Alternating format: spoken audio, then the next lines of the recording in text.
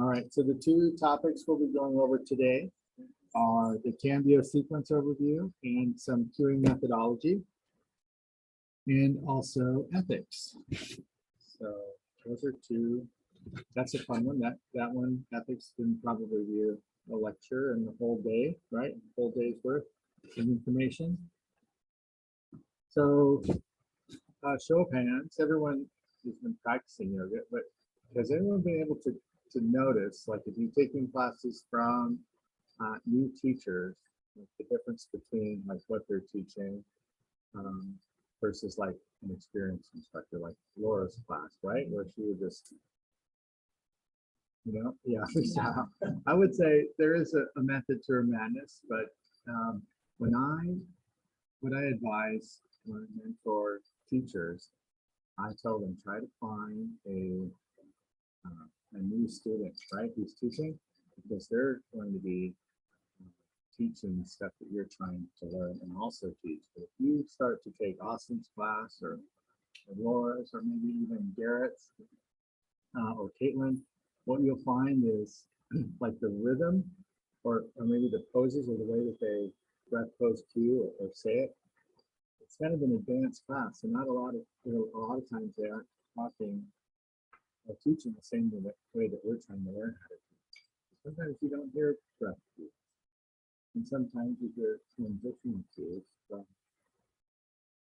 that just go on forever, and it's like, what those are we doing? So it's not necessarily, it's still beneficial, but it doesn't really emphasize what you're trying to do. Like it's advanced stuff, and it could create bad habits or even get grounded in the foundation. And that's what this Cambio sequence overview talks about, like the foundation of this template, the Cambio sequence. So the Cambio sequence, just a little history about it, I suppose, is we have sort of the lineage of the senior instructors here. There was a time when this yoga studio called Core Power was like the thing, right? The place to do yoga. For some reason, it's like a cleanly packaged, inaccessible place in the beginning, right?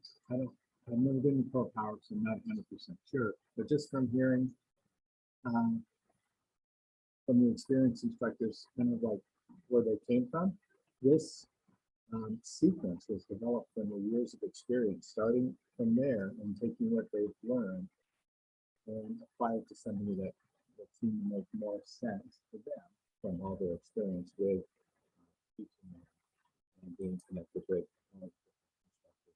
that source. But essentially, most of the sequencing comes from lineages and are borrowed from lineages from way back, right? There's different lineages like Ashtanga and Kundalini, but essentially it all derives from this idea of this thing called okay? The sun and the moon. And there's different variations out there. If you go to different studios, you might experience some different types of flows and so forth. I know when I'm not even sure if we don't really do this anymore because of COVID. We would go to Shoshone yoga retreat up near Maryland, Rollinsville, and they just did some completely different stuff, but essentially it followed like a very similar pattern. Right? Does anyone have any questions about anything that I've mentioned so far or about this? Yes. Hatha is Hatha.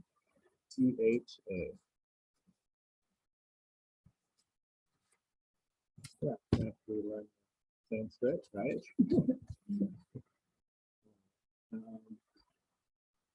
So your goal is to like own this sequence as if you created it yourself.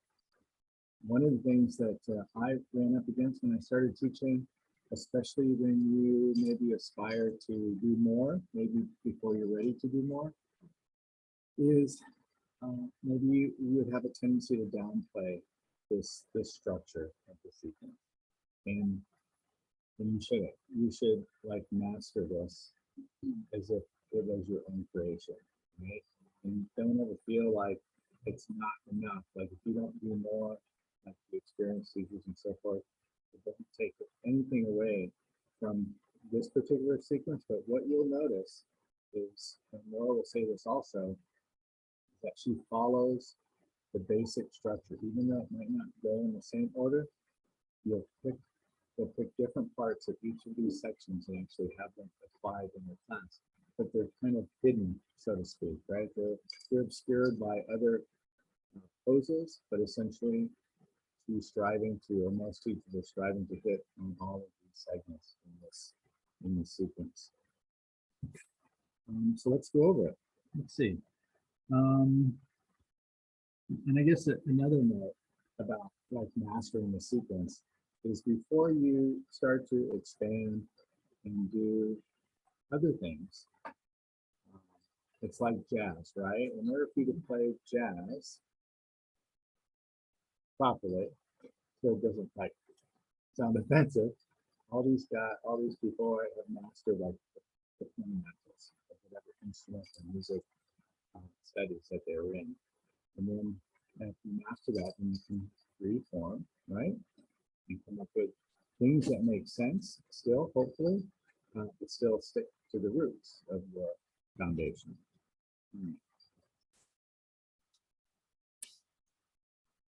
Okay, so first part is integration. And integration is the opportunity to take time to observe and experience the state of the body, mind, and breath in a risk-free manner. It's time for intention setting and time to kind of bring awareness to the body. And that elongation of the spine. So someone tell me like their experience or what into this part of the practice means to them. Body.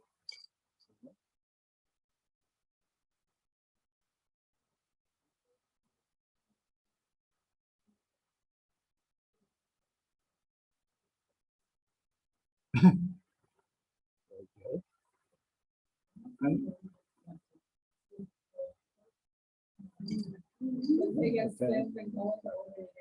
Mm-hmm.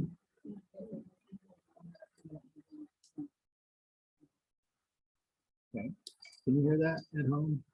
Online now it's hard to hear. Okay. You know what we did yesterday? We passed around this iPad. And now I've taken off the speaker part of it, but you're gonna have to speak up really loud. Let me see if I can get this thing.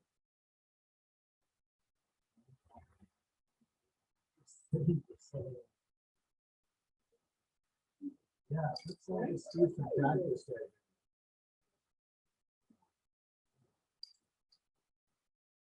Don't get dizzy or seasick.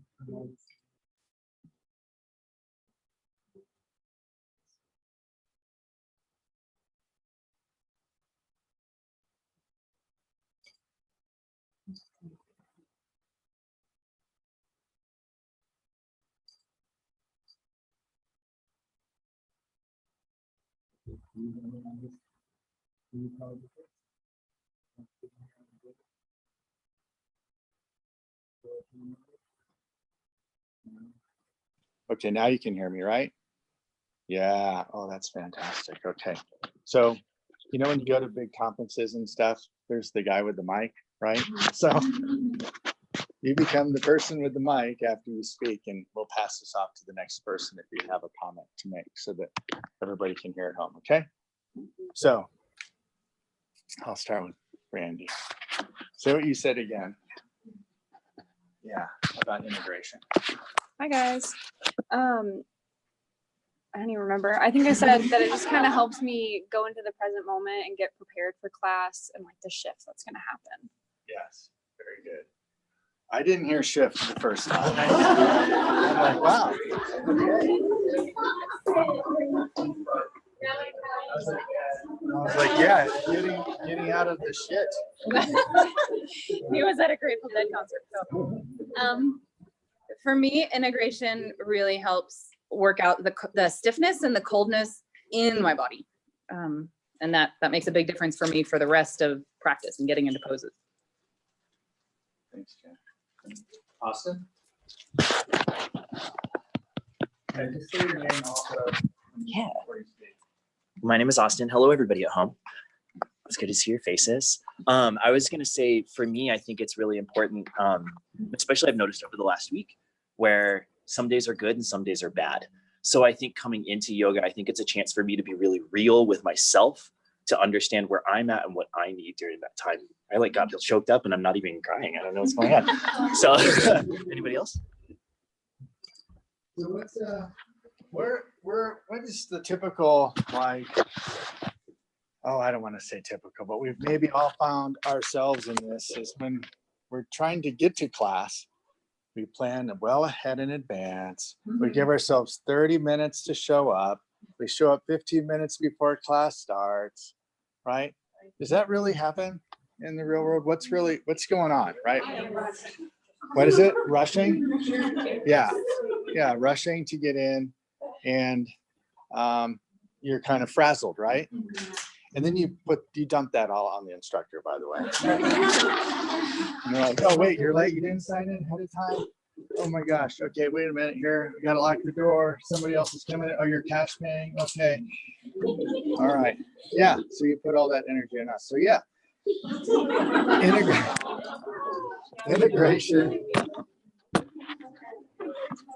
integration helps not only you, right, get focused and centered and maybe move those things away from your life that you don't need to address right now, but it also helps, right, the teacher, to get grounded. And sometimes you go to classes and, I mean, there's a reason why instructors probably do that, guide you through ohms, right, before, so they can like be in the space that they need to be who they need to be for the students. Yeah. So anyone else want to add anything to integration? Yeah. Okay. Maya. Right? Mariah.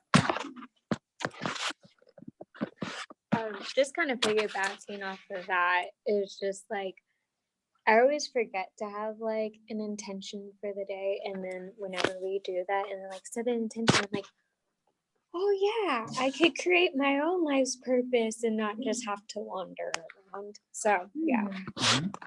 Very good. Thank you. Yeah, this looks really crazy at home. It's like what is that like? Don't look at this Cambio screen. All right. Okay, very good. Yeah, so it's like getting us like on our mats and getting ready for practice, right? One of the things that we talked about, the first thing we introduced in integration is breathing, right? The Ujjayi breath. And that might be the first time the student has even been aware of their breath, so that's really important to kind of get us dialed in to the practice that's going to begin. All right, Sun A. And Sun A starts to warm the body. The next breath with movement induces some spinal motions like flexion and extension. Did someone relate an experience to everyone about Sun A, how it works for them?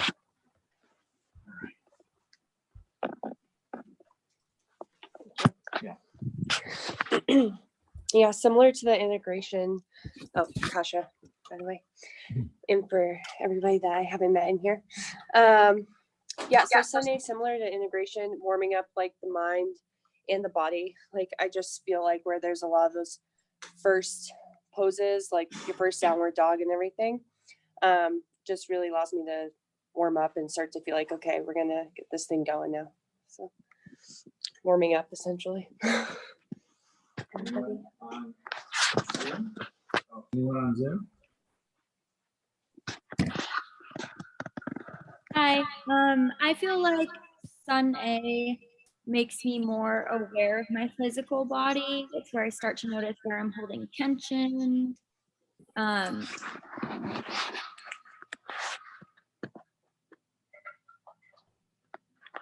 Scarlett. Oh, that's crazy, huh? Anyone else at home? All right. Anyone here in the studio? Jen. Ooh.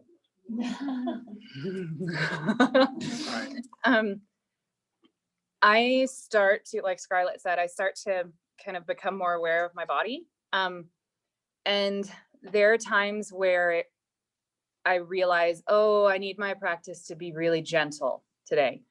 Or, oh, I need my practice to be powerful today. Or I really need this to be graceful or something. And it helps me realize, like, okay, am I wobbling here? What's my body responding with? And that cues my brain in to not just go into muscle memory of the same thing every single time. And so then it's like I start to think, okay, what variations am I going to do for myself? And not just power through same old, same old. So.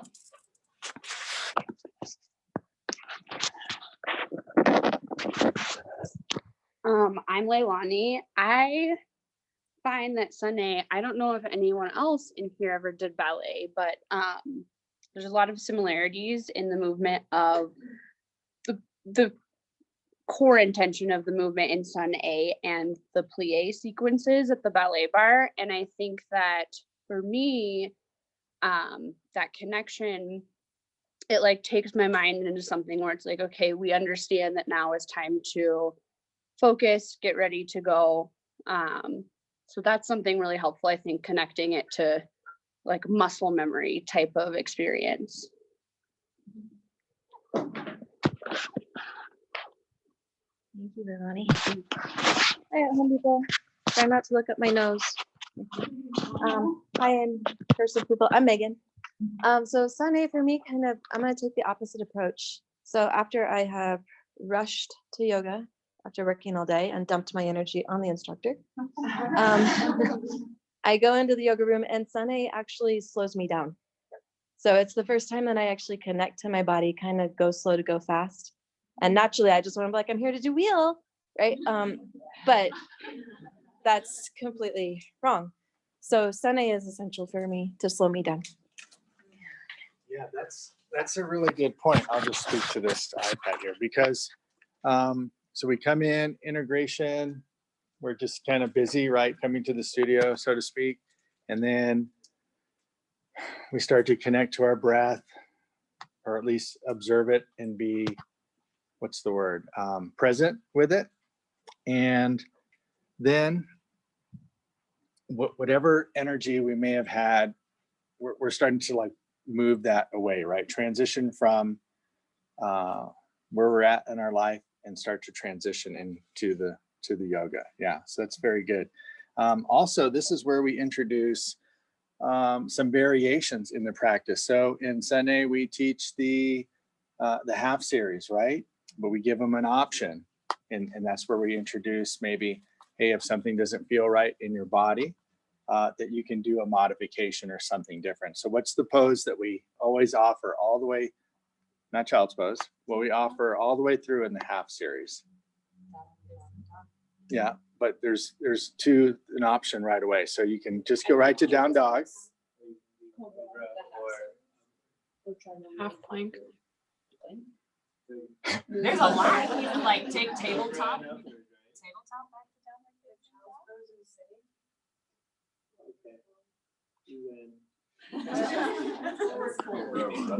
Yeah, cobra or upward facing dog. Did you said that? Okay, okay. But you know what it sounded like to me? I was like, oh, but thank you. Yes, that's good that you recognize that part. Very good. All right. Maybe. Okay, can you still hear me at home? Pretty good? Oh, kind of, sort of? All right. If I do this, is that better? Yeah, all right. All right, this is money. Okay. Okay, Sun B. So what's happening in Sun B? We're starting to like get heated up, right? Start to open up the hips, intensify internal energy, introducing lateral flexion to the spine, some balance, some moderate or gentle twisting and start to deepen the mental focus. So anyone at home or on Zoom want to say anything about what Sun Deep does for you? It makes me struggle. Oh, hold on. Scarlett, 1 second.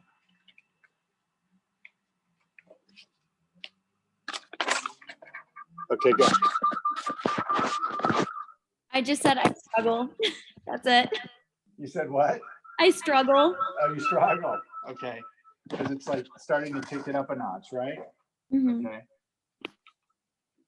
Anyone else? It's just for building. Say that again, Taylor. Building prana. Oh, building prana, yeah. Yeah. Exactly. Life force energy. Thank you. All right, how about in studio? I'll go since I have it. My name's Kara. Thank you. I feel like Sun B for me is really nice. I really like to just like shake my body out and kind of like open up my hips. My hips are the one things that are really like sore. So anytime I can open them up, it feels amazing. And I feel like that's where I kind of like start to get into the groove and I get really excited.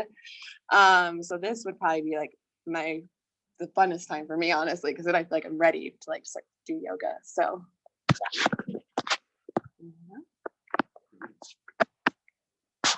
Thank you.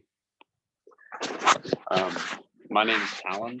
For me, Sun B is that stage in the yoga class where I really start hitting the flow, where my breath and my body and are really getting connected, and it really brings me into the present moment and really starts building that energy for me and makes me really enjoy yoga. So it makes me enjoy yoga.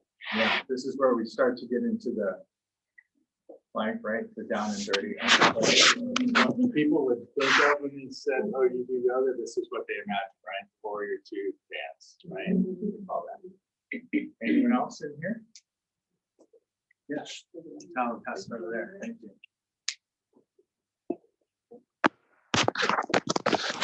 Hi, I'm Brittany. So Sun B for me is actually my uncomfort phase. So I have scoliosis, so my hips are uneven and I sit at a desk all day. So like right when we start getting into those is when I have to do the mind over matter, because my body's like, no, we can just child pose and it's not pain, but it's that little edge of uncomfort that my head's like, just sit down for a second longer, where I kind of push through and then everything starts to feel good. But that's the first word that comes to mind on those for me is uncomfort. That's fantastic. Thanks for sharing that, because there are other parts in the season.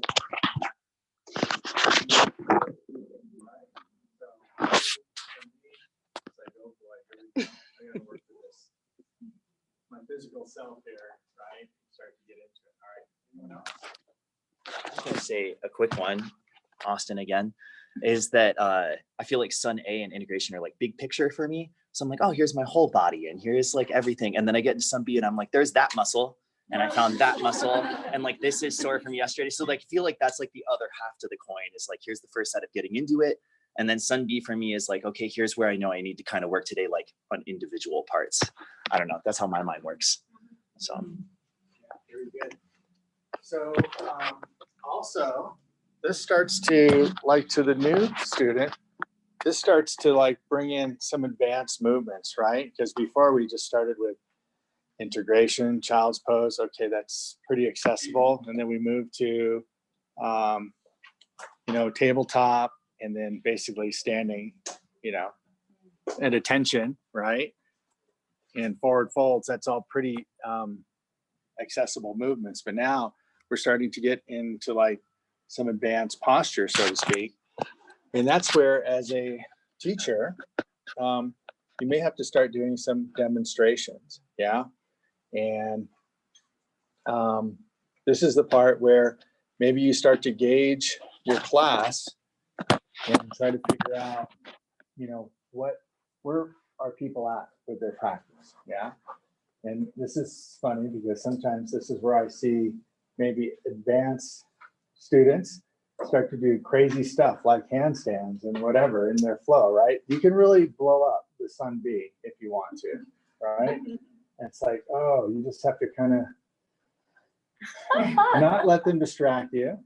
But if they're doing something, you know, this is, we'll talk about this in ethics, but if they're being disruptive, you know, maybe that's a conversation after class where it's like, you know, you don't want to say, do what I'm telling you to do, because we want to say, this is your practice. But also,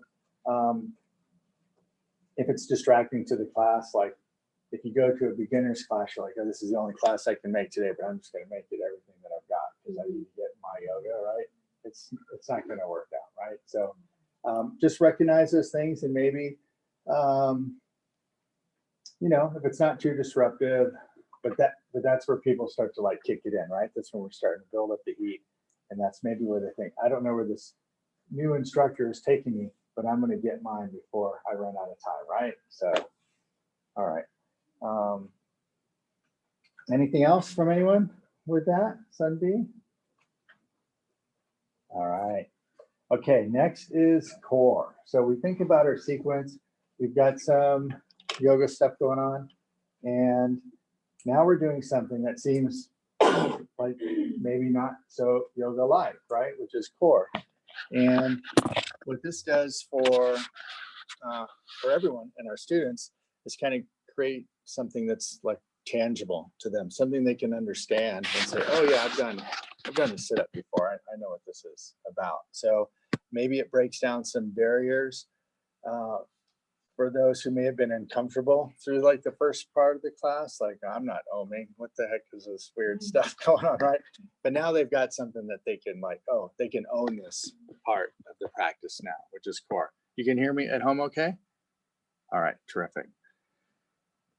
So with core, we're continuing to build heat, strengthening the core and lower back, and starting to create more body awareness. Sometimes I feel like maybe core should almost be right in the beginning so that we can activate these important muscles that support the spine first, and then allow our extremities to, I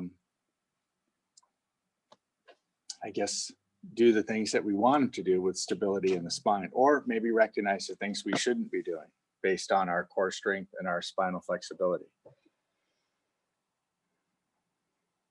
Anyone have any comments on core? Yeah, Will? I'll go to Will here. You don't like doing it right. Okay, very good. I'm Will. I find that core is really where my prana starts to set, and I really connect breath to movement because there is such repetition there. You get your 10 sets, so I really become aware. Like after Sun B, I'm like, oh yeah, inhale, exhale, okay, movement connected. But really like with the rise and the lowering and the different rhythmic of the core is when I'm really like, okay, I can really time up breath with movement. And it really sets me up for the rest of my flow. Is that how you say it, Cal? Yeah. That's it. That's all right. No, I want you to say it on the because everybody will resonate. I don't like doing it. Who else doesn't like doing it? All right, very good. So it's almost like, you know, you're like, oh, great, right? That's why we do it for the students. Yeah, we don't just guide them through it. We need to experience that, the sensations of maybe this is too hard, or maybe I need to modify this myself. But that's why we do it with the class, because right, we're all in it together. This is where we can kind of say, oh yeah, we all don't like this, but we're just all going to do it. So. I'm Bryce, hi online, and hi everyone that I haven't met before. So I resonate with that completely. And like at the beginning of my practice, that was definitely the point that I was like, I really don't like this and I don't want to do this. But I found that like as my practice has progressed, kind of like Will was saying, like that's the point where I really start connecting at my core. Like, I mean, physically at my core, but like also I guess in my heart core, like I connect with my practice there. And I think I've also noticed my greatest improvements in my practice stemming from there. Like I know based on how like my back feels when I go up into that baby cobra, or when I do the Shalabhasana or those other poses down there, like it helps me gauge where my body's at for that day. And it also gives me that encouragement of like, okay, I just made myself, I was able to sustain and go up higher today, or I was able to hold myself up there for longer. And that becomes a good boost internally to say, I am getting stronger and this is helping me improve. I'm excited to do core now. Hi, my name is Autumn. I personally love core because I'm like, okay, I finally get to sit down. I finally get to get off my wrists because I feel like Sun A and B is kind of where I have more of my mental blocks. So core is where I get to then kind of reset my practice, and it feels just like I'm able to reset everything. Yeah, very good. Anyone else before I address something with that? Yeah, that's very real also, because core is like the part where essentially we get to rest our mind a little bit. And also in this part of the practice, we can give the option to maybe not use ujjayi breath, because it can be really tough, right? To do these movements and still try to breathe in and out of the nose with a constriction in the back of the throat. So we give the option to use it or not. And it kind of gives us a break, right? We come down in the sequence and have a sip of water, towel off, whatever. But then we also allow our minds to rest, because we've been, we've come in, we've integrated, so to speak. We're starting to get movement. We're building up our concentration. And now we kind of get a little break. And so core just kind of gives us the freedom to sort of let the mind free flow as well. And you can decide then, also, you have the option to really push it or back off, because, I mean, I don't know, you go to Austin's class, he's got a lot of different crazy core things to keep it interesting, right? But, if your back's bothering you or something like that, you can pretty much gauge how you want your core practice to go at that point. And one of the things that I like to introduce to students as they learn and want to evolve their practices to get creative in core also. So once you've mastered, let's say the poses that we do have in core, then as a mentor, I say, okay, let's sort of make it a little bit juicier, or try to do something, something fun outside of this structure that we learned in, right? Yeah, so you'll notice that some instructors, as an instructor, you can blend core work in through the poses with different things as well. And there may not be a specific core segment, but it's interspersed throughout the other sequences and so forth. Yeah. Okay. Moving on, twisting. Essentially, that is our crescent series. Strengthens and stretches the muscles along the spine, cultivates core engagement, and awareness builds balance, energizing, and also may have some neutralizing components as well. So there's a lot to say or experience with twisting, right? So who would like to maybe share their experience with that part of the sequence when you're in a class? Yeah? Okay, hold on.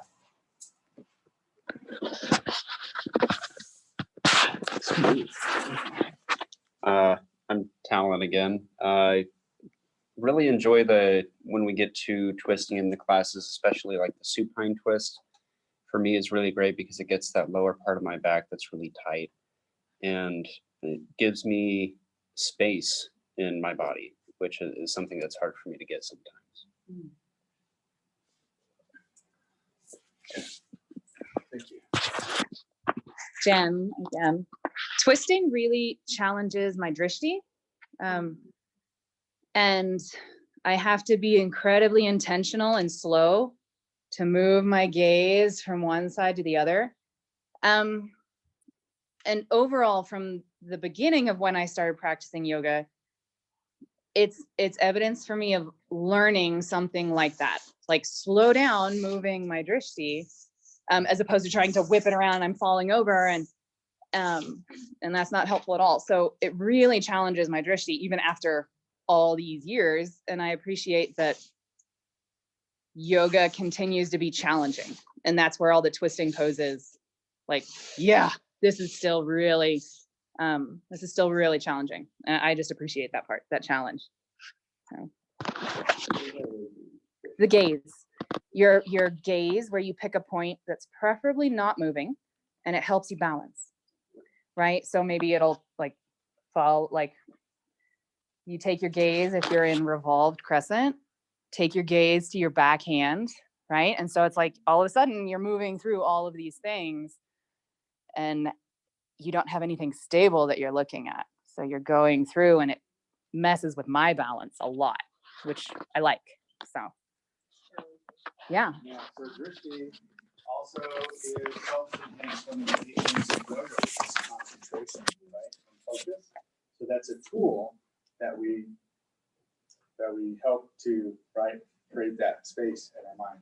Thank you, Jen. That was good. So that's what that means also. So go ahead, Aubrey, right? Yes. Okay. So, hey guys. So I know that with the twist, to kind of piggyback back off like what Jen was saying, that because my gaze is moving to a different point, it kind of puts things off kilter for a moment. But once you can hit that twist and your gaze is fixed, drishti is fixed, I just feel everything in my body kind of is working all together. Like my balance, my back is engaged, my core is engaged, my legs and arms and everything. And like for myself, I'm partially deaf in my left ear. And so my balance is always a little off kilter.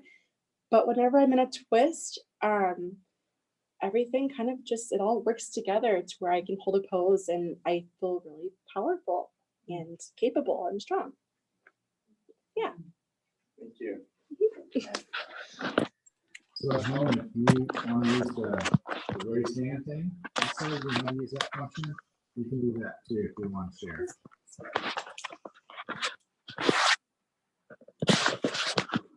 Would you like to share? Anyone at home now?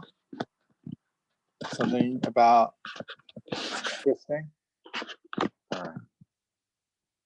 Very good. So also, this part of the practice starts to prepare us for something that's coming next, right? So generally, when we practice, we come to this part of the flow to like a peak pose or something like this of that nature. So this is the part that starts to prepare the body and understand, like with this twisting, it's kind of like pushing ourselves to our edge, right? Like where are we comfortable with our range of motion? How much extra movement are we capable of doing? And also it gets us more comfortable with that space that our body is occupying as well. Okay. All right, balancing is next. That's what I'm doing. I'm balancing a lot in different ways. Okay, so balancing our eagle, right? Pose is here. So balancing, yeah, okay. Thank you. Hello, everybody. Again, I'm Kasha. So I'm not, I struggle with balancing a lot, like generally, and especially during the balancing portions of my practice. So, but I really like to appreciate being able to connect to the earth, especially when we're doing like eagle and stuff, like just focusing on like my foot being planted to the earth. It's just a really cool way to kind of bring me back to my intention, whatever that is. It's like just trying to focus. So I really enjoy it.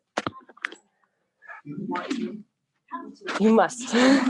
You shall. Hi, I'm Miriam. So the Crescent series and the Eagle series are like the hardest for me because my balance is terrible. I have peripheral neuropathy, so I have a hard time feeling my toes. But for me, that's the best part of my practice because it is the most challenging and it's the part where I'm the most focused, because if I lose my focus at all, I just fall right out of the pose. But the Eagles are my favorite because I do love the fact that I'm so focused and it's so intense, and you have to kind of like squeeze in on yourself to stay balanced, which I just think I don't know, if I keep that in mind, like just keep your arms squeezed together and keep your thighs squeezed together and just make it like a midline balance, that you it's easier not to fall out of it, but you have to stay focused the whole time. So that's why it's my favorite part. I don't think about anything else. There you go. Thanks. Hey everyone, I'm Elia. So balancing for me kind of tells me where I'm at mentally that day. Like if I'm having a bad day, there's no way that I'm going to be like really focused and really good at the balancing. If I'm having like a very calm, chill day, then I tend to be a little better. But it really, like that really tells me, okay, you need to calm yourself down and chill out, and then you'll get it. Yeah, I'll address something with that. Some days you're better at balancing than others, and there's another thing that happens in balancing also, or maybe we start to, like, our eyes start to wander and see how everyone else is doing in balancing, right?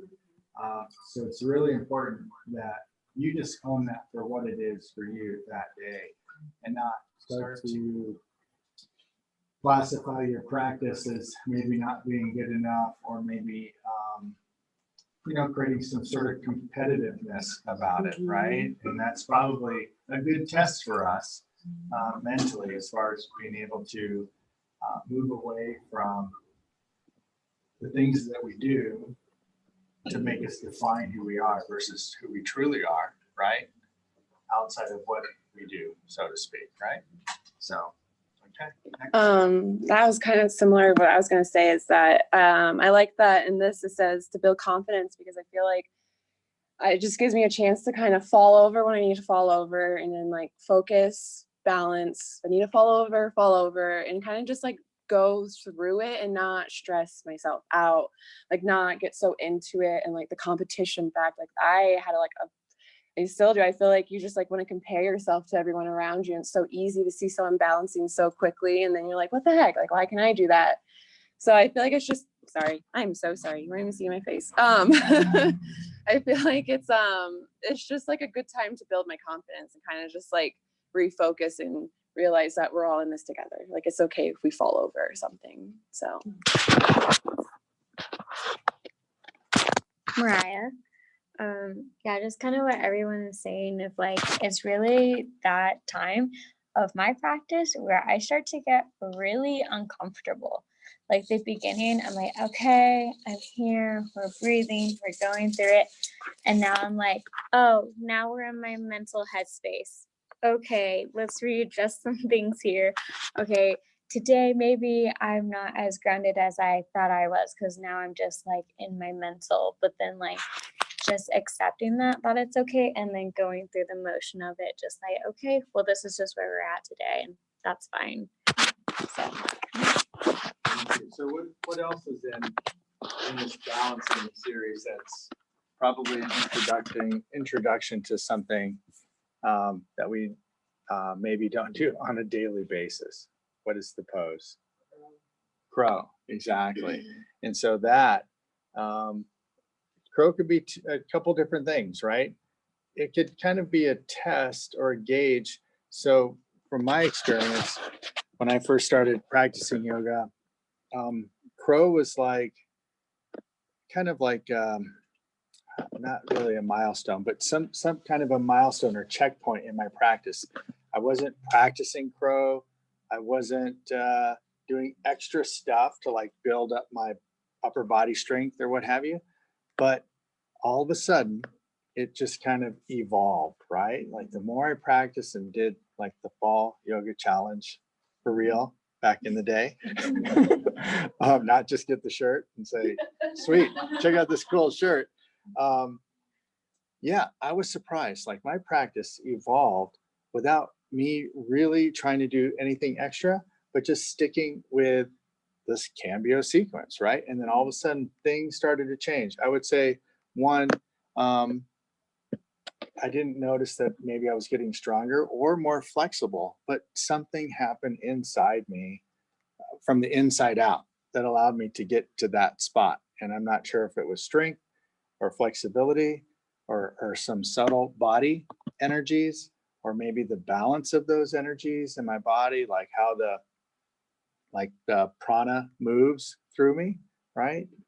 It was like a magical thing. One day I'm like, holy cow, I can right embrace this now, and it's not this necessary a hurdle or something I avoid doing, but eventually it just kind of opened itself up to me in my practice. Very weird. That's some weird yoga stuff there. All right, couple more. I just have a question. I don't Question? necessarily All need right. to hold this. Okay. What was the intention behind choosing eagle versus like one leg Tadasana, or just why eagle, I guess? I don't know the answer really to that, but if you think about eagle is like one of these poses that are kind of cool, right? It's like, oh, this is like a neat like yoga thing, and it's a balancing pose, right? But other than that, right, it starts to, so after core, after some twisting, right, now we're more engaged. Now we introduce balancing. Now let's do like an advanced pose and posture.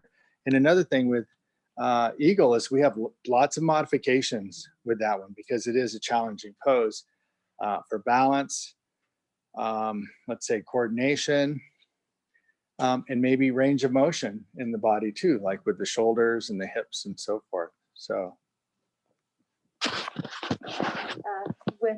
For the eagle, I think also personally for me, hi everyone, Autumn. It kind of feels like a hug in a way, like when you're doing an eagle, like you're coming to this point at your practice where you're starting to balance, you might be starting to topple over, but it's like, you know, giving yourself a little bit of that physical touch and encouragement. And then I guess going off of the balancing thing again, for me, it's really a checkpoint to see where my inner critic is at, see if I'm being really harsh to myself or if I'm acting as a more of a yoga teacher and a friend. So just kind of, and then maybe taking an unbiased step back and just trying to redirect my inner thoughts towards myself. Because I can't do crow yet. And I still, like, I even say that and I'm like, oh my gosh, I can't believe I can't do crow yet. But it's still, but that's part of the game, right? That's the mental game of all of this. So.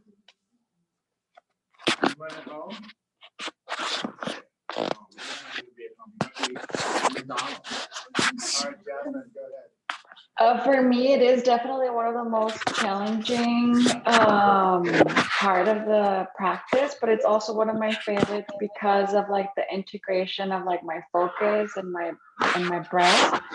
And I also have like anxiety, and somehow that just keeps me present because I have to be focused. So definitely challenging, but also it's like growth also, like something like that.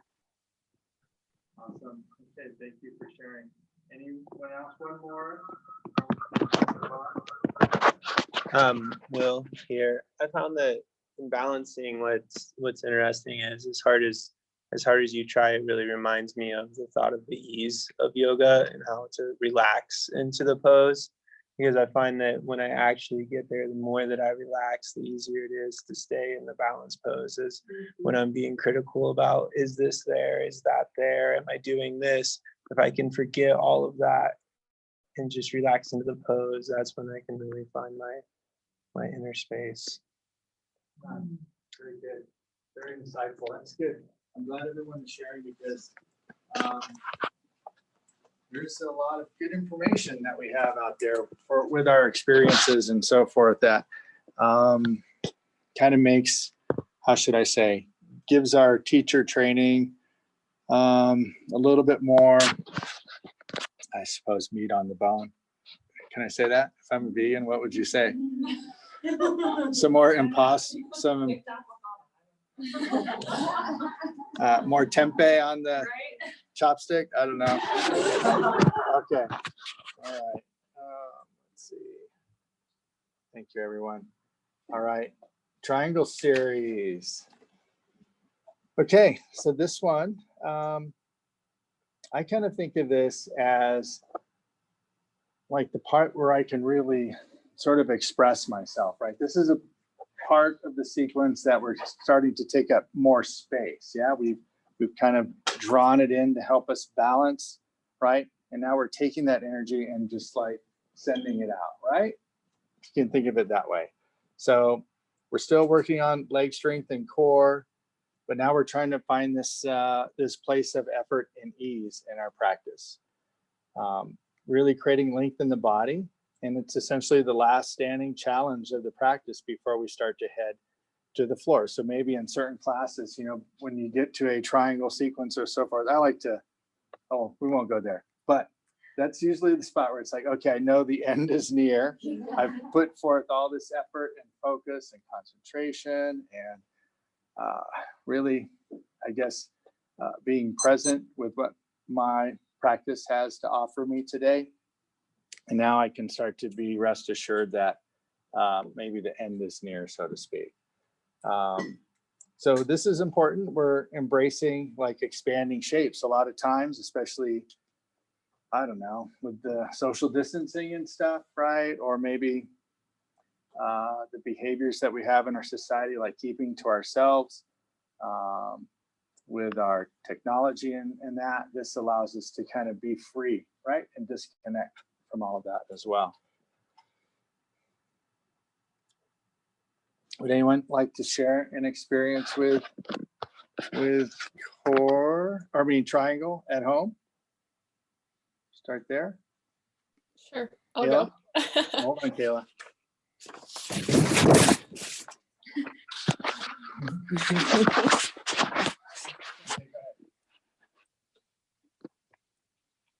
Am I good? Yeah, go ahead, Kayla. Okay. Hi everyone, I'm Kayla. The triangle series has always been fairly difficult for me personally. I have never had, you know, again, very much length like in my hamstrings. And so being able to incorporate like moving to triangle and has really challenged like my focus and ability to be in tune with my body. So whereas most people might be thinking of that in like core and balancing, it's the triangle series that kind of ends up having that kind of effect on me, where I really have to be mindful of where I'm at in the day. And it depends on at what time I'm doing it though too. Most of the time, like in the morning, I struggle with triangles so bad. Like blocks, like have to have all of it. But then in the afternoon, when I'm a little bit more limber and my body's a little bit more warmed up, I can do it better. But it gets really easy to just kind of feel less confident if you know you can do it better one day and then not the next. And that goes with, I mean, any of these poses really, but yeah, so that's my experience with triangle. It's always a challenge for me in pretty much every series, but it's a good challenge. So. Awesome, that's important. Yeah, can you all resonate with that a little bit? Okay. Thank you. Jen, last one for this one. Jen, this tends to be the section where I have more mystical experiences with like what drops into my head, because it's like you're drawing your feet together on the mat, but from very far apart. So it's like draw your thighs together, squeeze those in. And it's like I have to draw energy up from the ground, but then I'm having to draw energy from everywhere when I'm tired. And my muscles are starting to get tired. So then it really becomes an awareness of, oh, there's all this energy around me. And I'm like literally like, you know, like trying to suck it in through my fingertips and through my feet and everything. And it creates a special kind of connection when my body is at that point. And that's when like thoughts start dropping in my head that have really surprised me. And they've been like these beautiful gems that happen on the mat that just really surprised me. So. Thank you. Awesome. All right. Yep. What? No, I forgot. This is where they can hear me. Okay. Where everyone can hear me. All right. So hips. Moving on. Okay. So pigeon, time for stillness, silence, calming, turn, focus inward. So for me and maybe others too, this is like the part where people are anticipating like what they have to do after class, right? Where the mind is sort of given a break after triangle, and now we are maybe looking inward and giving us an opportunity for our minds to distract us, right? And so this is really important part to, I don't know, this is a good part to maybe distract the students with, maybe bringing back the elements of your theme, right? To kind of bring them back into their practice, and so that they're not, you know, maybe thinking about the other stuff that they have to do for the day or what have you.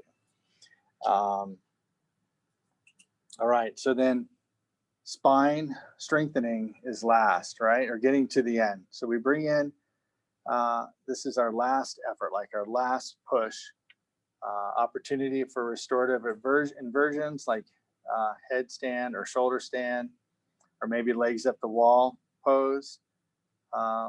It also opens the heart, right? Properly directs energy along the spine as well. But also in this pose, or in this spine strengthening, is camel and locust.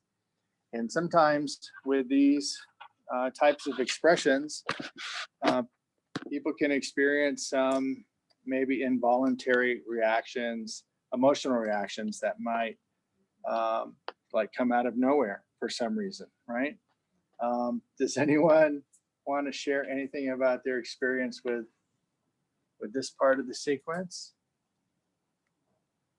Okay, coming over here.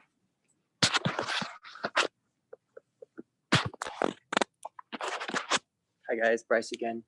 I guess this one is sort of out of the sequence because it came during a hot practice, but we do camel and ustrasana in the vinyasa practice as well. And I just know like that one has, more than I think any other pose I've had, like brought up emotions and stuff like that. Like the first time that I went into camel pose in like the first hot class that I did, like, I don't know, I just had all kinds of emotions flooding my brain and was like, am I going to make it? Am I going to keep breathing? Will I still be alive in the next 30 seconds? Yeah, it was intense. But it's become really helpful, and I developed the practice from hot and have been able to bring it into my normal vinyasa practice. But to be able to like know that those emotions are coming and like welcome them rather than like be afraid of them, and that's helped a lot. Like it gives me an opportunity to connect and actually better analyze, I guess, what my most visceral emotions are for where I'm at during that point in my day. That's pretty interesting and very good. Thank you for sharing that. You want me to ask then? Hi, it's Brittany again. I was even showing this yesterday when we were going over chakras, that I cry a lot in yoga, like, and I'm not an emotional person, but hips and spine strengthening at the end sometimes will just start tears flowing down my face. And it's like a weird, like I'm just laying in Shavasana and I like, once it opens, it doesn't stop, but I've just had to learn to be comfortable in it. Cause the first time I was like, what is this? And I like wanted to get up and leave cause I felt weird, but then I was like, meh, whatever. But I've since found that you hold a lot of emotion in your hips and your spine when you do those deep things, that it's sometimes involuntarily, like you said, just it's going to come out if it wants to come out. So adding to that, now as an instructor, right, this is happening, whether you see it or not, until you recognize it. What sort of things do you think would be, as an instructor, like what would you, how would you like handle that, or not really handle it, but like respond or not respond to it? So we'll go this way, I suppose. I mean, I want to make sure if you want to share online too, that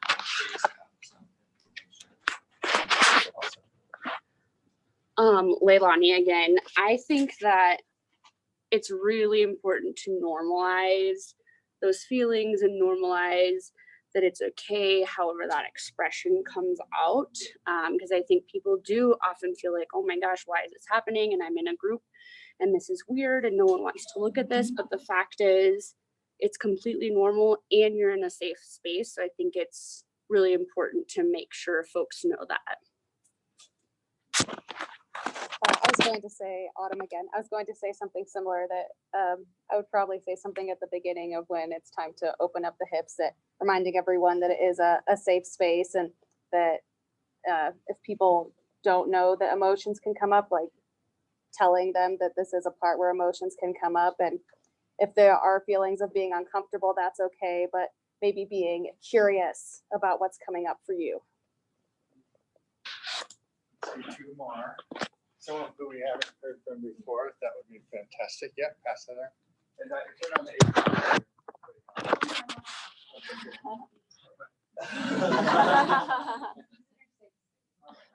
Hey there. Hi guys online. I'm Ashley. I think it's really powerful sharing your personal experience if you feel comfortable doing that too, making that connection with your students. If you've had a similar, situation, just kind of sharing that out, I think could be a great tool in the class. Yeah, most definitely. So, did you?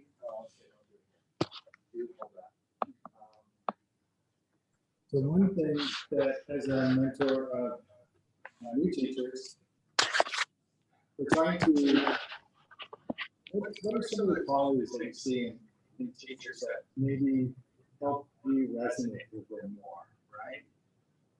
Think about it, I'm gonna give you the answer.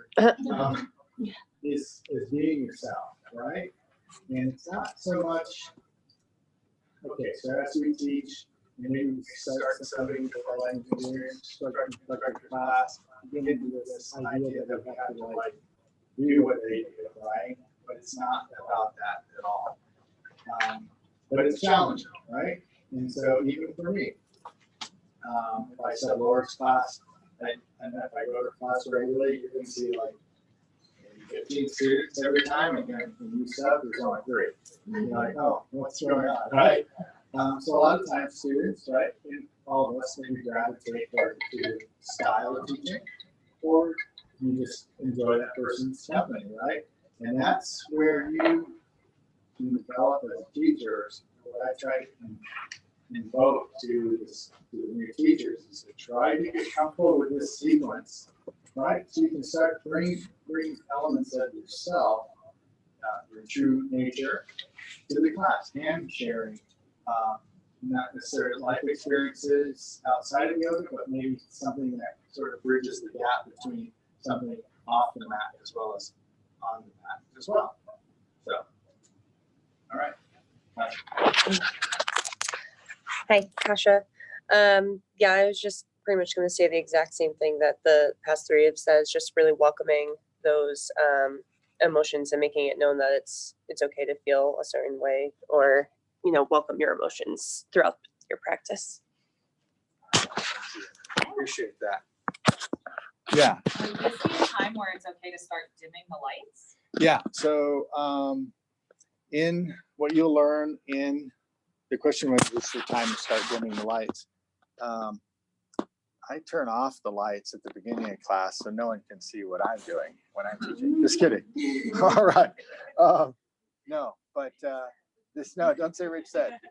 Okay, so generally when we move to hips is when we like draw the blinds or turn down the lights, right? Because we're starting to come to the end of the practice and prepare for our final pose, Shavasana. Yeah, so good question. That's where the lights or the change in the environment or the atmosphere starts to become more calming, right? There's something like laying on your back and a bright light shining in your face, right? Okay. I tried to cool it down because I was getting hot, but I'm going to change after this section into some shorts and a t-shirt. But a few more minutes and then we'll take a break. All right. Lastly is surrender. Finally, we make it to the end. This is sort of like the synthesis of the practice. And what that means is everything that we've practiced starts to sort of integrate within the body. And this is probably the most important pose, or the pose that most of us look forward to. And all this other stuff before is just maybe part of the journey that takes us to this place of peace, right? It's like, I'm signing up. You know what I sign up for when I take hot yoga? Is the shower after. Why do you like hot yoga? Oh, because of the shower after class. Not the shower during class, but the shower after class. Yeah, so this is the part where, you know, we start to like allow all the parts of our practice to integrate within our bodies, either at a conscious level or a subconscious level. And people can be lying on their backs. You know, we say soft gaze or eyes open, in any really position that serves you, instead of just the corpse pose, like maybe lying on your side is a modification for you. That all that can be embraced and is, you know, everything's essentially allowable, but we can consider those modifications of the practice that we want people to embrace for themselves. Okay. All right, I'm gonna move on to the next topic. Thank you all for your sharing and everything so far. Yeah, question?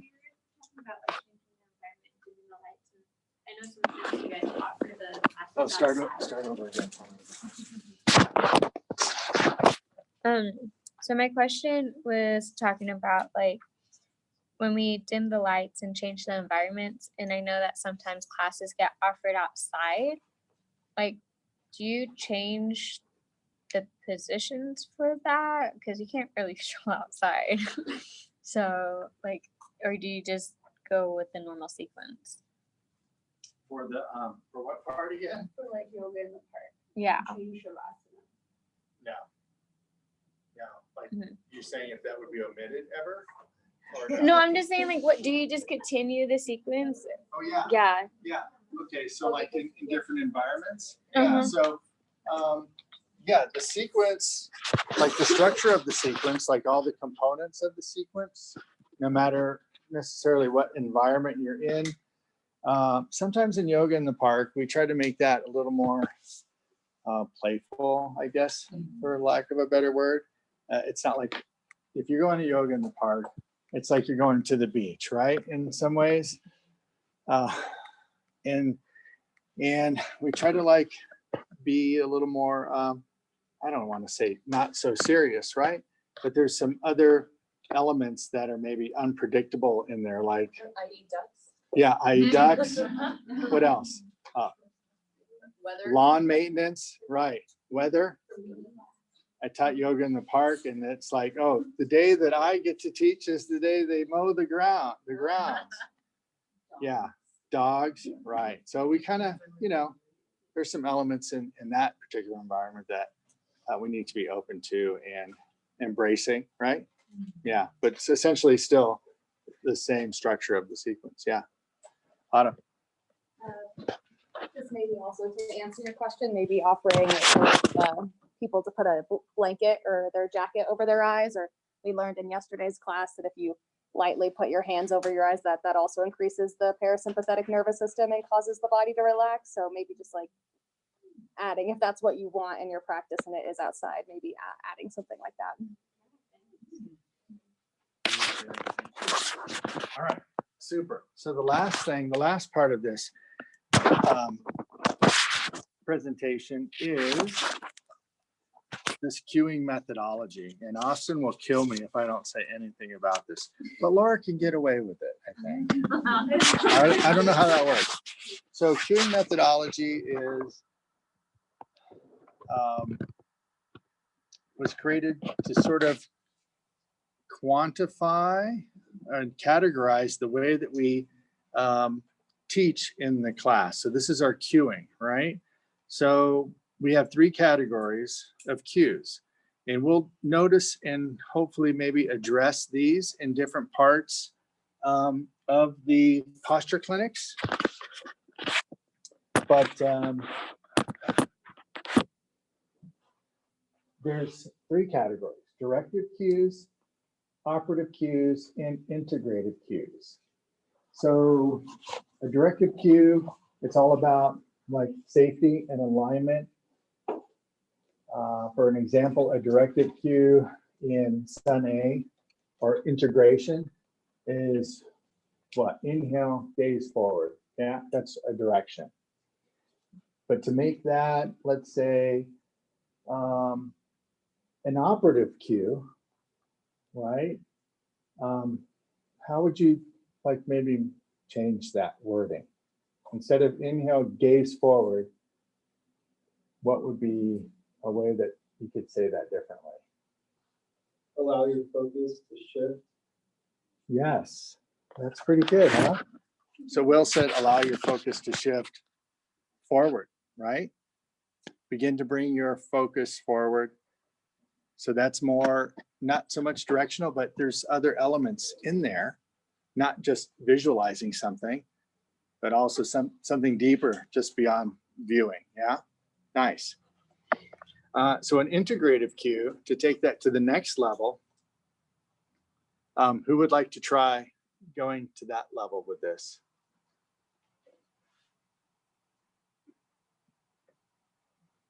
All right, so look at, it's more like, if you look at the categories, it's about breath, subtle body, mudras, bandhas, maybe concerning the theme. Also modifications are within this integrative area. But knowing that, there are no wrong answers. You could just try it. So instead of inhale, gaze forward, now we have inhale. Take your drishti to the front of your mat. Yeah, there we go. Allow your focus to shift forward as your drishti comes to the front of your mat. Yeah, so those are two good examples. Something about the drishti, right? Bringing your drishti forward. So that could also, like, even with focus and drishti, now we're bringing in a deeper element, right? To maybe the student's experience of what that means for them, to interpret in a way that is not just about being told what to do, but actually getting, how would I say, getting, like allowing them to like explore what that means to them, right? Like, what does that mean? So that would kind of the cue where you breathe in where you have a pain spot and you like allow that breath to go to where you feel uncomfortable. Yeah, so the question was something with breath, like drawing breath to an area that's uncomfortable in the body. Yes, that is definitely an integrative cue. Okay.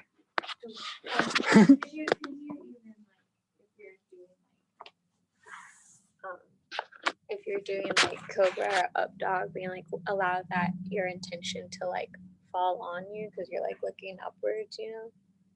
Yeah. Is that Yeah, so essentially the integrative cue goes beyond just telling someone what to do, right? So try to bring in those other maybe intangible components of the practice on a deeper level, right? Allowing the student to maybe discover things about it in ways that they never looked at it before. Yeah? Okay. So all of these are good to do, and you'll see them scattered now when you do or look at your practice and you start to say the cues. You can say something like bring a different element to it, even though in the teach out, right, we're asking you to stay, like kind of stick to the script. So this is like an introduction to like take your teaching to like another level, right? Bringing those other elements, instead of just telling people what to do, being maybe, I don't want to say like a robot. I don't want to like diss robots, but just kidding. You know what I mean? Being robotic, right? And maybe boring also. But this is where we have a chance to educate the students also on the different elements. And again, maybe bringing something in and around the theme for the class. Okay. All right, so I'll end it there. We'll take a break. And okay, it's 12:23. I'd like to give you, let's see, the next section starts at 1:30, right? Right, but there's another one after, right? That's at 1:30. So let's take a short break here. We'll get back into ethics, and then maybe we can end a little bit early to give you maybe 20 minutes at the minimum for the next, not ethics, but the one after that. So I'll see you in 5 minutes, okay? All right.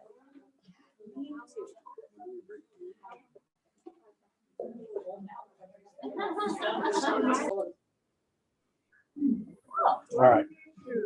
Okay, so ethics. Here we go. All right. As I was saying, this is going to be a pretty heady topic, right? And it's something that we could probably talk about all day long. But this, the ethics guidelines that we have for Cambio is taken from or adapted from Gord Bierstein, who is, he's no longer with us. He's a yoga scholar and you know, studied yoga and Indian philosophy and Hinduism and so forth. And so the Cambio guidelines are adapted from some of the things that we felt here at Cambio were like really hit home, right? In addition to some other things. Now, when you finish yoga teacher training, if you are going to teach, there's an organization called Yoga Alliance, and they also have like a code of ethics. And also, we're probably all familiar if we worked somewhere that maybe there was a set of ground rules, right, that are there to follow so that I guess people can cohabitate or work together with the least amount of like conflict outside of like what our personalities and life outside of that space bring to the workplace, what have you. Okay. I want you to think about this ethics thing here, because what Laura mentioned in the last presentation was this term ahimsa, and it's about non-violence or non-harming. And we'll talk about the yamas. It's one of the yamas and niyamas. And essentially, if you, like, the 8 limbs of yoga actually has like some ethical guidelines in it about maybe how you should be with yourself and how you should be with others. So we expound upon that, creating this in-depth, right, sort of standard of conduct that we would like people to aspire to, and then also discover things maybe about yourself that some of these things might be a challenge for you and yourself in relation to something in your life. Okay. All right. So we will go through with. I'm going to have Scarlett start since she's eating food. Just kidding. Just kidding. We'll start with online. And Kayla, you have the document, right? Okay, great. Start with number 1, please. So number 1 is yoga teachers understand and appreciate that teaching yoga is a noble and ennobling endeavor, which aligns them with a long line of honorable teachers. Thank you. It's like we're in a cathedral, right? When that happens. So this yoga stuff, right, is it's a historical practice, right? It goes way back, okay? And when you become a yoga teacher, one of the things you have to understand is that you are teaching a form of practice that has been embraced by yogis and sages and renunciates thousands of years ago that were not really provided to the common folk, right? This is stuff that eventually became available to the masses, but really it's not at all in the beginning. It was like a secret, right? The secret of, it's like the owner's manual of being a human, right? They kept it away from us and allowed other people to only tell us what they wanted us to know, right?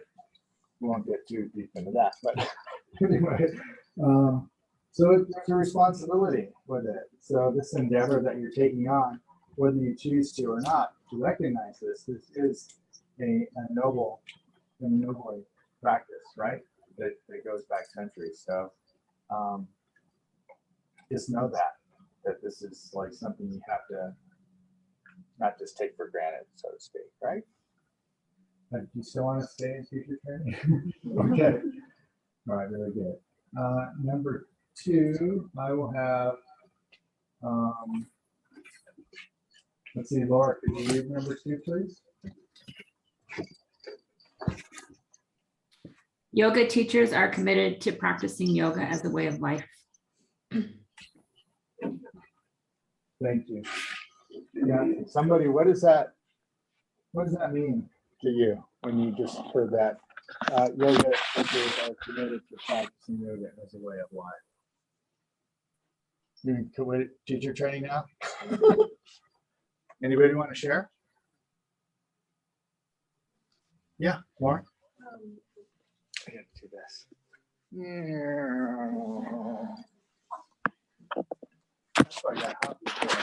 Hi. So it just made me think of like carrying like the principles and the philosophy of yoga throughout your whole life, not just when you're in the classroom, just like in everyday, everything you do, you have that with you. Nice. You can hold on to that, I guess. Number, hold on. Yeah, number 3, how about style? Can you read that one? Yoga teachers are committed to maintaining acceptable standards of professional competence and. Can you read that again for me, please? Did you say read it again? Yes. Okay. Yoga teachers are committed to maintaining impeccable standards of professional competence and integrity. Thank you. All right. What does that mean to somebody in your own course? I can take it. Great. Kasha, I'm sure you guys have my name by now, but on your like 4 times so far. But yeah, so that basically to me just kind of means fostering like a sense of safety for the people in your class, and just showing that you know what you're talking about in easy words. Yeah, that's good. Correct. Not really correct, but yeah, thank you for sharing. You have to take it serious, right? And this goes beyond, like, I don't know what it is, but like, sometimes yoga teachers can be a little bit scatterbrained. I'm grounded, I don't know, okay? But it's like if you are hired into a studio, it's essentially a commitment that the studio, no matter where you work or where you're involved with, is a commitment to being accountable to them, right? And when you commit to something like teaching yoga and being connected to a studio or even to yourself, like if you had to do this, like to be able to eat, you would take it very seriously, right? And so it's about being professional and taking it serious. Okay. Let's see. Next, Jasmine, on the floor. Yoga teachers dedicate themselves to a thorough and continuing study and practice of yoga, in particular the theoretical and practical aspects of the branch or type of yoga they teach others. Thank you. So this is another opportunity to get out of teacher training if you want. So you're basically just saying you're in it for the long haul, right? So that if you choose to go down this road, I don't want to say that everybody does, but these are like the ethics, right? If you are committed to it, and it's not just this yoga teacher training is like the 200 an hour, but really, you go to this is bad, but you go to a healthcare provider who just graduated from school, right? Generally, you want to go to the experienced person. And so they never get up after school, right? There's, if you, whatever, when you go to college, that's just like the rudimentary stuff, right? It's a lifelong process of learning and developing yourself as a teacher. Not saying that we all have to be great teachers or aspire to be an international, well-renowned teacher, but understand that it goes just beyond the classroom, right? Okay. Monica, can you read number 5 for us?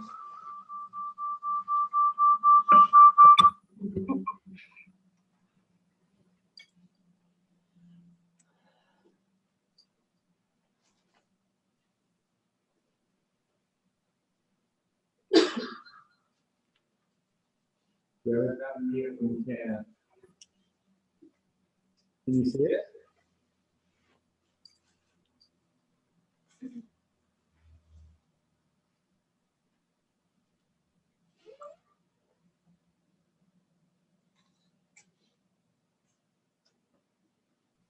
Thank you. Sorry. It's hard to hear. It keeps going in and out. I don't know if I need to restart my computer. Yoga teachers are committed to avoiding substance abuse, and if for some reason they succumb to chemical dependency, will stop teaching until they are free again from drug and alcohol abuse. In that case, they will do everything in their power to stay free, including full accountability to a support group. That's a big one. Yeah. You know, everyone needs to get out of teacher training. You can say that every time. Wait. How can this be addressed? So essentially, when and if you might have a substance or something that you consume that kind of puts you in an altered state, I suppose, and you have a challenge with it, right? Like it might run you, right? Substance abuse.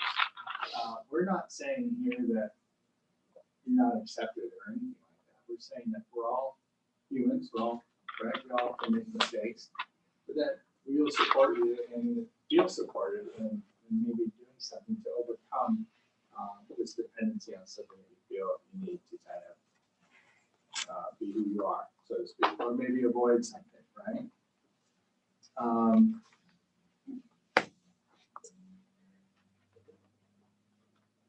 I guess if does someone else want to maybe address what this might mean to them or like an interpretation of it? Pass the iPad. Back over here. I'm not going to sit up or stand up. I hope nobody's offended. I'm really comfortable. So, Austin, I'm just going to be completely honest. When I started yoga a couple of years ago, I was stoned most of the time. I will just be completely honest. That's where I was at in my life. That's what I was convinced I needed. And I'm not demonizing it either. I think it helps a lot of people as well. But for me, I noticed being a yoga student, when I was under the influence, I felt actually separated from everybody else because I was not on the same plane of consciousness. I wasn't in the same place.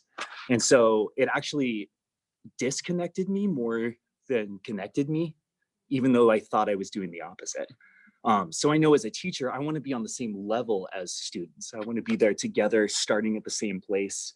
And I know that I can't do that with substance in my body. So that's just my personal experience of, I've seen that change. So. Really well said. Thank you. You were comfortable.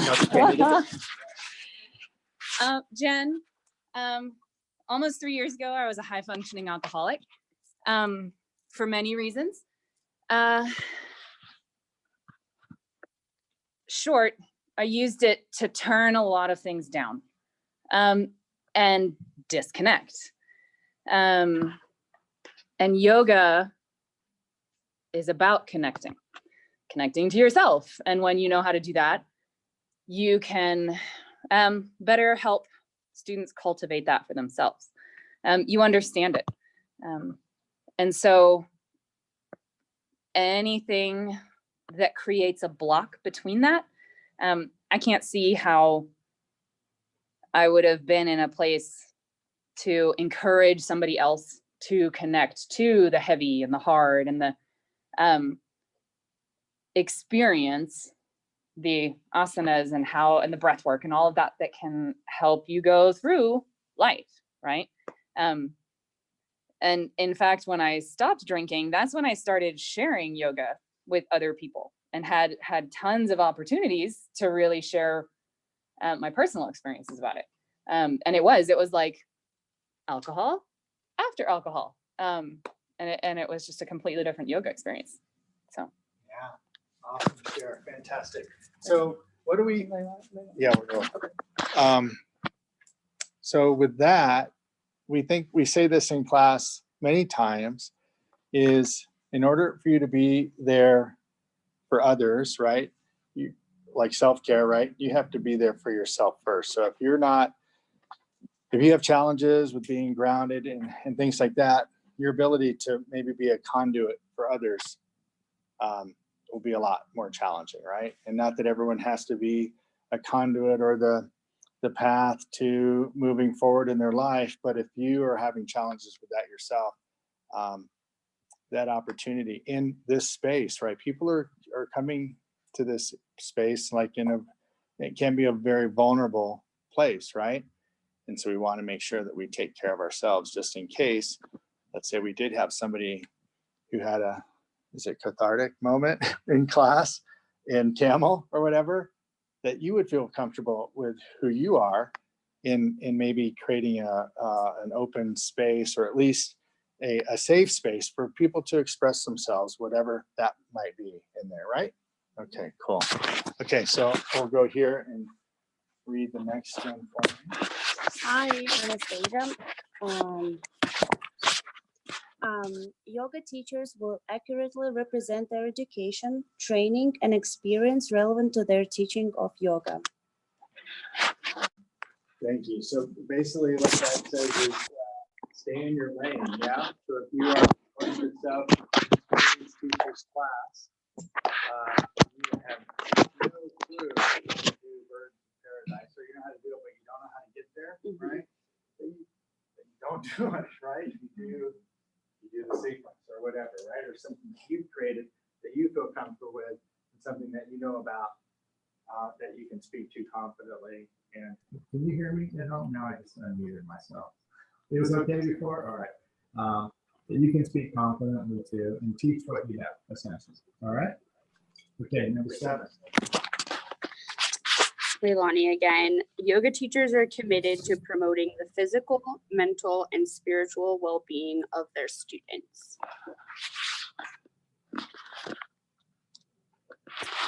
All right, so that was something that I maybe alluded to before, was this idea of holding space, right? Students to be who they are, and allow them to explore this practice of yoga in a safe and, let's say, productive way. So really not interfering, right? But just creating an environment for them to feel welcome and maybe let their guard down or whatever to kind of explore that. Talking about holding space. What someone like share what maybe that might mean. You would like to say how they interpret that idea of holding space in the class. Yeah, holding space. Thanks for the chance. To me, holding space is like, it comes with so much. But if I boil it down, nobody knows what I went through this morning to get here, and I don't know what everybody else went through this morning to get here. So we all have things that mean something to us, that form us, that go through us. And who am I to judge any of you? And so I think that's to hold space, is to respect another individual's autonomy and their right that they're just as meaningful and as important as I am. Very good, thank you. that pretty much defines it on multiple levels. And I appreciate that very much. All right, so number 8. Take it away, Autumn. And really quick, also with the holding space, I just want to say, telling your students that they are allowed to have their feelings, and then also lend an ear if needed, I think helps promote that. Yeah, and if not spoken verbally, right, that at least your energy allows that. Very similar to what Megan expressed, right? That it doesn't necessarily have to be spoken, but just by your actions and your character that creates that environment. Okay, very good. Yoga teachers will abstain from giving medical advice or advice that could be interpreted as such unless they have the necessary medical qualifications. What? We can't give medical advice? So this, how would I say this? This is about knowing your, your scope of practice is a common term that is defined with medical professionals as well, right? So as a yoga teacher, you're going to have people come up to you and ask maybe about certain poses or discomforts they have in the body. And even if you were, like training yoga therapy or something like that, you would recognize that, maybe something that worked for you, right? Maybe you have medical advice about something that you were dealing with may not be the same for that person. So just know that you need to watch yourself and not, I guess, give medical advice, right? Unless you can. Okay. All right. Moving on to number 9. Will here again. Yoga teachers embrace the ideal of truthfulness in dealing with students and others. Okay, so speaking to this, there are people could have different challenges, whatever that might be, right? And when you have a class with a diverse group of different abilities and so forth, sometimes you have to be able to teach to maybe the middle ground of your class, right? Not so much going over the top of something, but we need to make it accessible to everybody. And trust me, if you are a practice in doing yoga, you're going to find your practice that works for you, what the level of class might be. So if you're interested in doing working with specific groups with maybe physical challenges or what have you, you can do tons of continuing ed opportunities. I think when people go in yoga therapy, do that, there's different levels that they can actually provide more to those populations that might need different type of attention, right? So, all right, let's see, yeah.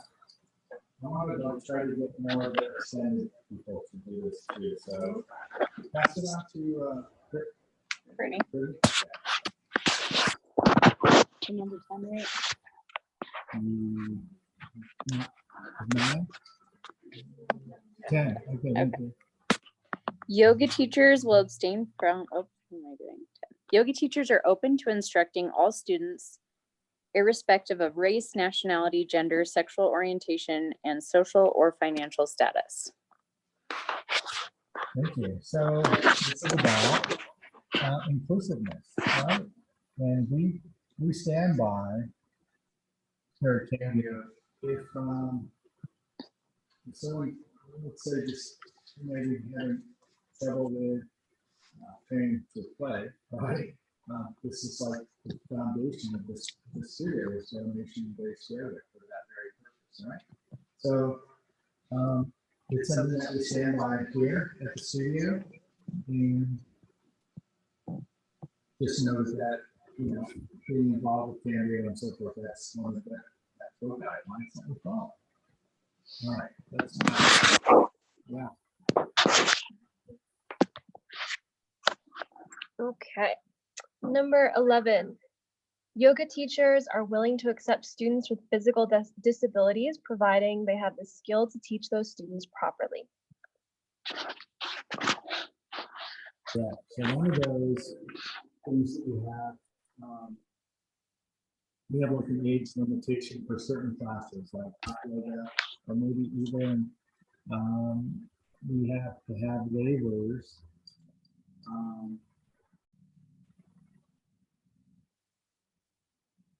Oh my gosh, what number is this again? 11. Okay.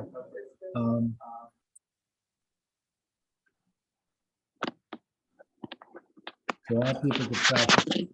You know what? I think I have a different version of this, unfortunately.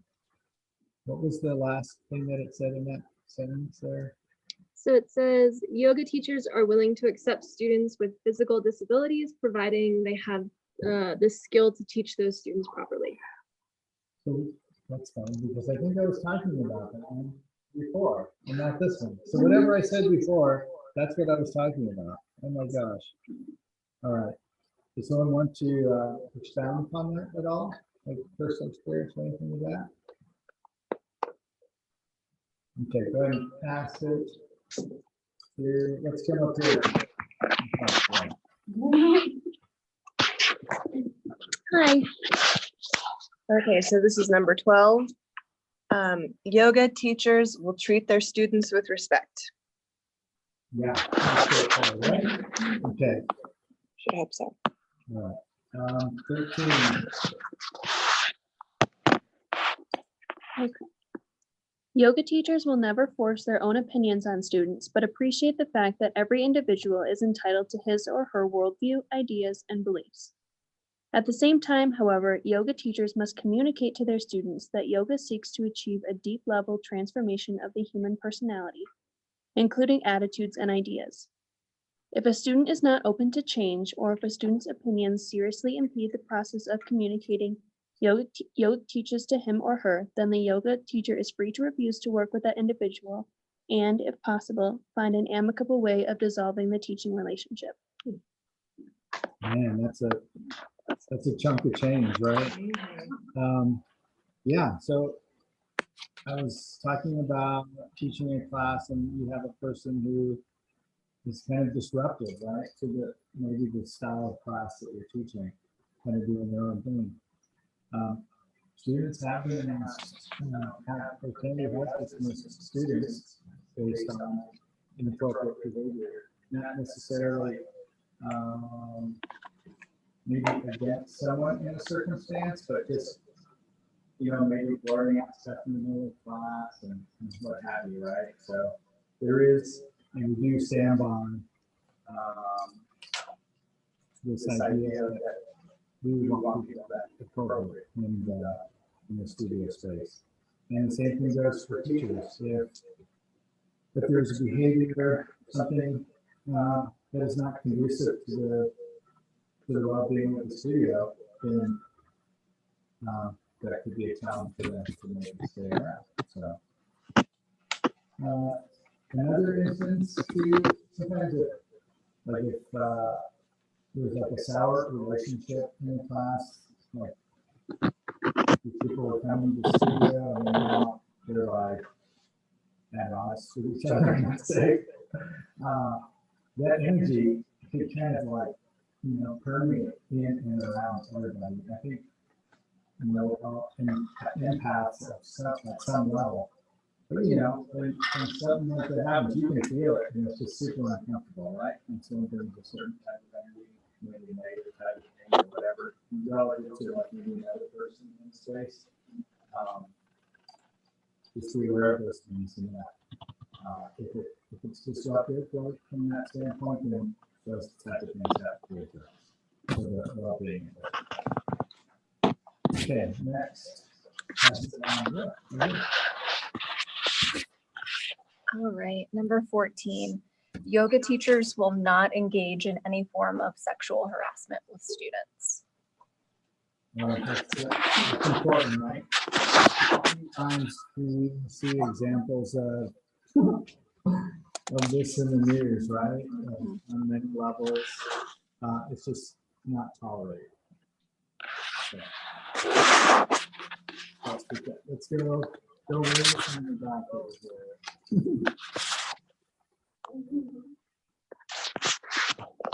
Hi, Katie.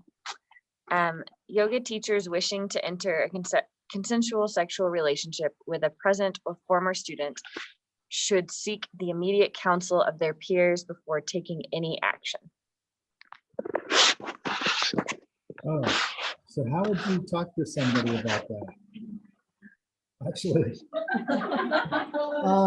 hey, can I ask you a question about something personal?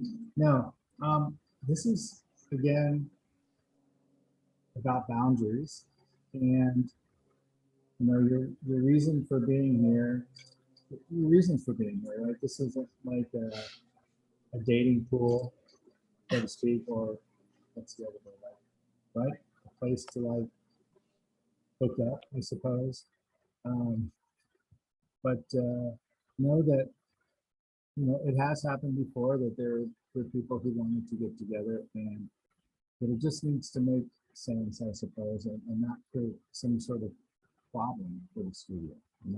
I think this is almost like as teachers, we can tend to have we could be viewed as differently from students, like to have maybe some sort of student can have some adoration for you, and then it could be disruptive to your ability to teach, or for that person to even attend classes teaching. So does anyone have any questions? Okay. 16. Good answer. All right, so let's move up here. Yes.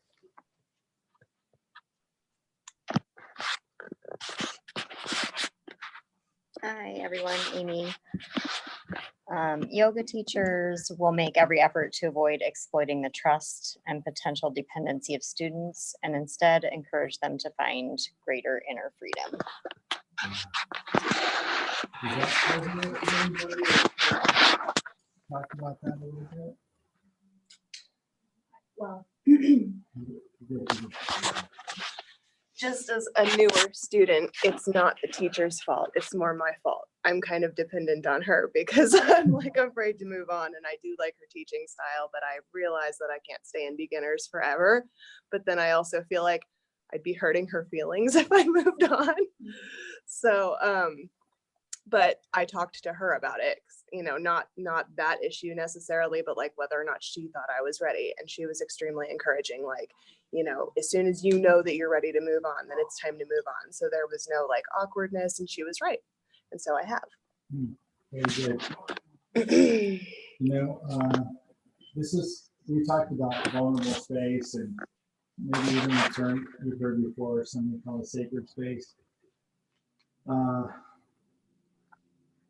Really, as a teacher, you shouldn't try to take advantage of people, because what would happen is there might be some things that are revealed to you that isn't really normally revealed to other people, right? And it's kind of like around this idea of holding space that Megan and Autumn shared about, right? Is that you're there to maybe listen, not necessarily give advice, but to be a pillar of their, I guess, a pillar of integrity, right? When it comes to people being vulnerable, and essentially, we're not trying to be their guru necessarily, but right, encourage them to like continue on with their practice and find greater inner freedom, right? versus seeking it from outside. I have a question. I mean, you just do that thing. I guess I don't know if this concept exists in yoga, but are we mandated reporters as yoga teachers?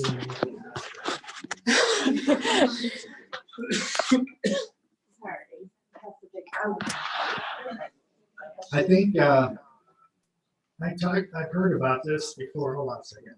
I don't know what that means.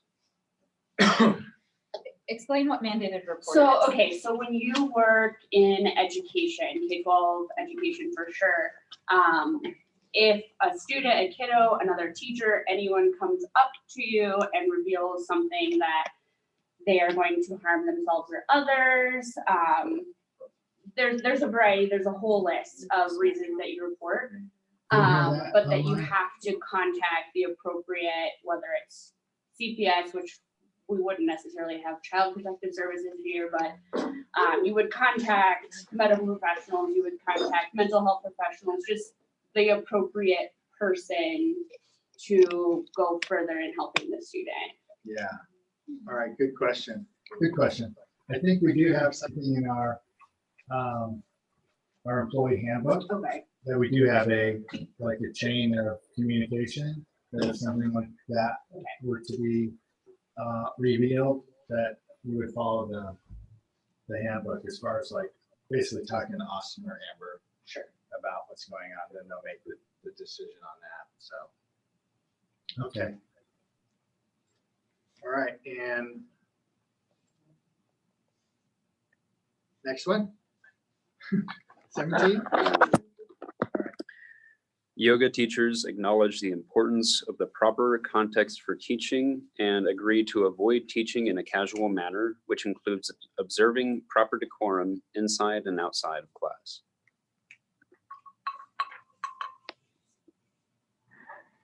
Yeah, this kind of goes back to the idea of having responsibility in and around what you are doing as a teacher. Oh, yes. And that you do to be appropriately, so to speak, right? In and around these guidelines or the expectations of what you are accountable to in teaching yoga. All right, these are the bonus. Oh, thank you. Wow, that's amazing. All right, 18, yoga teachers strive to practice tolerance toward other yoga teachers, schools, and traditions. When criticism has been brought, this should be done in fairness and with appropriate regard for the facts. Thank you. So, it's easy to maybe ridicule and maybe speak negatively about a particular practice or a particular teacher. But it's really not our place to maybe pass that judgment, right? But to maybe do the research in and around related to maybe a particular type of lineage that's out there, and not get caught up in maybe, I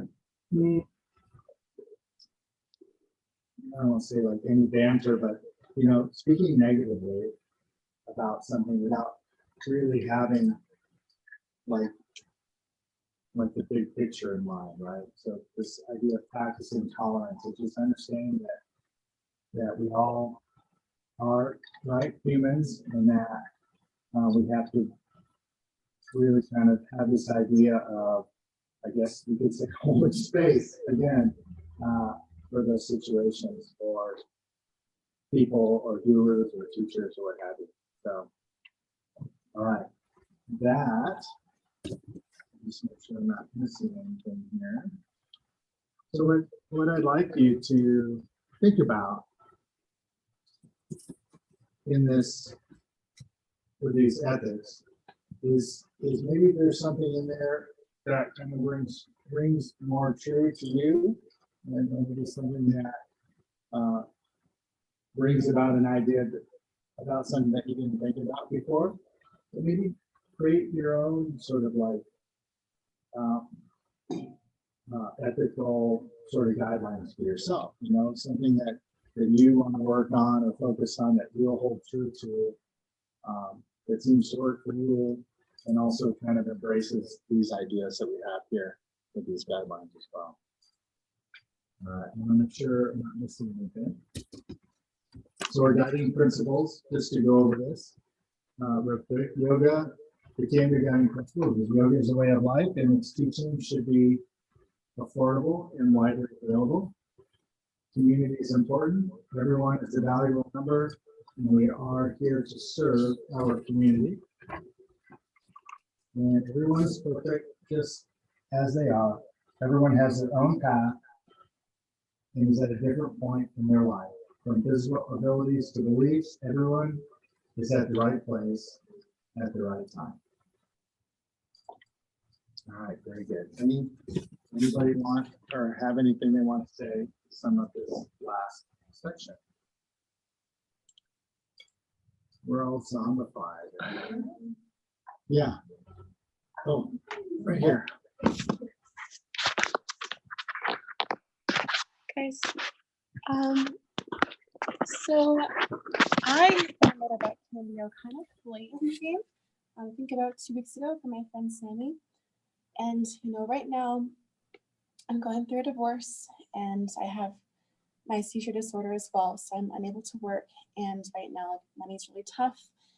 My emotions really tough. My health is really tough. But just being able to come here in this space and feel seen and welcome and inviting, it means so much to me. And the fact that it's a guiding principle that, you're here at the right place at the right time, like it's donation based, like everybody is full of light and full of love. Like I love that and appreciate that, embrace that. And I'm manifesting that I'm going to be a yoga teacher and I'm going to be able to give that space to others as well. So yeah, so that's just my little Awesome. piece. All right, we keep going, right? We keep going. Later. So let's do the word. This giant class that we have together right now. So we will start with the word online. I will call you out. We'll go Kayla, Jasmine, Laura, Scarlett, and Monica with the word. Peaceful. Enlightened.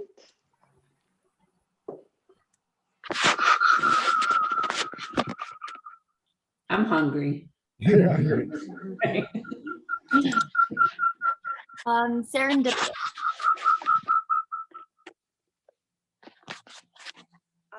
Relaxed. Monica, did you go? There we go. Joyful. Relaxed. Contemplative. Kindness. Restless. Tapas. Happy. Forgetful. Oh gosh. Hi. Understanding. Stiff. Content. Hungry. I don't know if I'm allowed to use this word in this context, but namaste.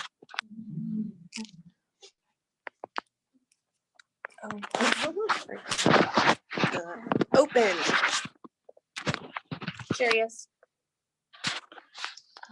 Full. Calm.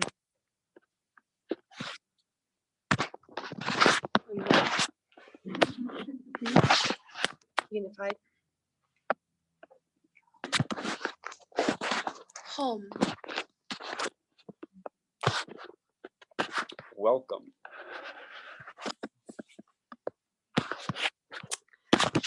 Blossoming. Educated. Belonging. Ready. And lastly, Sangha. Thank you, everyone. You're all a team. finish strong, stay with it. If you have any questions, you can always ask. So thank you. I'll see you later on. All right, come back if you're next. Huh? Oh, 1:30.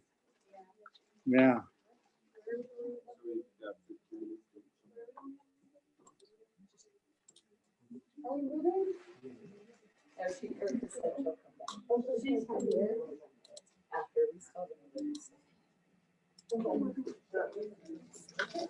You're here to do more, right?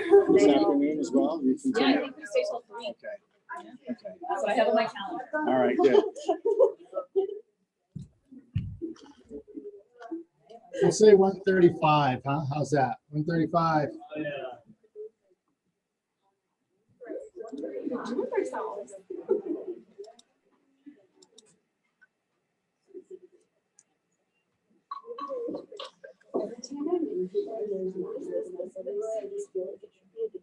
I feel like you should. That's something I like.